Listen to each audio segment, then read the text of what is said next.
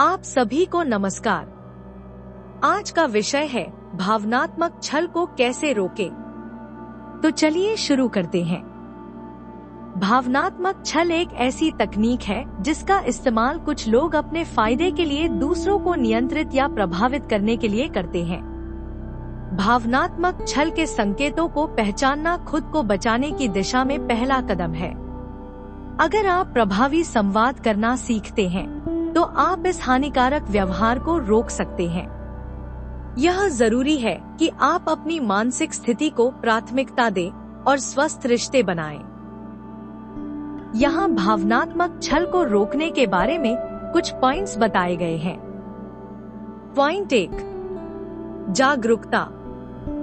जागरूकता ही खुद को भावनात्मक नुकसान से बचाने का सबसे अच्छा तरीका है। छल करने वाले लोग अक्सर दूसरों को नियंत्रित करने के लिए दोष, डर या शर्म का इस्तेमाल करते हैं। वे आपके शब्दों को घुमा फिरा कर या स्थितियों को बढ़ा चढ़ाकर ऐसा दिखाते हैं कि आप उनके भावनाओं के लिए जिम्मेदार हैं। यह समझना महत्वपूर्ण है कि अगर आप अक्सर किसी से बात करने के बाद घबराहट या दोषी महसूस करते हैं, तो यह छल का संकेत हो सकता है।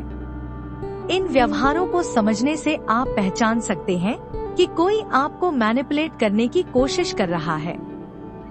पॉइंट 2, सीमाएं तय करें। स्पष्ट सीमाएं बनाना भावनात्मक छल को रोकने के लिए जरूरी है। यह तय करें कि आप अपने रिश्तों में कौन से व्यवहार को स्वीकार करेंगे और कौन से नहीं। इन सीमाओं को दूसरों के सामने स्पष्ट रूप से और आत्मविश्वास से रखें। उदाहरण के लिए, अगर कोई बार बार आपको ना कहने पर दोषी महसूस कराता है, तो उन्हें बताएं कि आपको अपने लिए स्पेस और टाइम की आवश्यकता है। सीमाएं आपकी भावनात्मक सेहत की रक्षा करती हैं और दूसरों को यह संदेश देती हैं कि आप अपनी खुद की कद्र करते हैं। याद रखें कि आप अपनी जरूरतों और भलाई को प्राथमिकता दें। पॉइंट 3, सकारात्मक संवाद करें। जीवन के हर पहलू में अगर हम सकारात्मक दृष्टिकोण अपनाते हैं, तो हम न केवल अपने लक्ष्य तक पहुंच सकते हैं, बल्कि अपने आसपास के लोगों के लिए भी प्रेरणा बन सकते हैं। इस तरीके से आप अपनी भावनाओं की जिम्मेदारी लेते हुए अपनी जरूरतों को स्पष्ट रूप से व्यक्त कर सकते हैं। किसी तर्क या बचाव में न पड़े, बल्कि शांत रहें और अपने संदेश पर ध्यान केंद्रित करें। सकारात्मक संवाद का अभ्यास करने से आप अपने हक के लिए खड़े हो सकते हैं और छल के मौके कम हो जाते हैं। पॉइंट 4, दूसरों से मदद लें। भावनात्मक छल से निपटते समय एक सपोर्ट सिस्टम का होना बहुत मददगार होता है। अपने भरोसेमंद दोस्तों या परिवार के साथ अपने अनुभवों पर बात करें। वे आपको सही दिशा और प्रोत्साहन दे सकते हैं।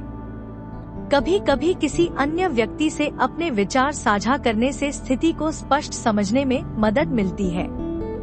अगर जरूरत हो तो एक थेरेपिस्ट से प्रोफेशनल मदद लेने पर विचार करें, जो आपको छल करने वाले व्यवहारों को समझने और उनसे निपटने की रणनीतियां बता सकते हैं। पॉइंट 5, आंतरिक आवाज पर भरोसा करें। आपकी आंतरिक आवाज भावनात्मक छल को पहचानने का एक शक्तिशाली उपकरण है। अगर किसी रिश्ते या बातचीत में कुछ ठीक नहीं लगता है, तो उस भावना पर भरोसा करें और उसे गंभीरता से लें। अक्सर हमारी आंतरिक प्रतिक्रिया हमें अलर्ट करती है। किसी भी नकारात्मकता को नजरअंदाज न करें। इसके बजाय यह सोचने के लिए समय निकालें कि आपको अनकंफर्टेबल क्यों महसूस हो रहा है।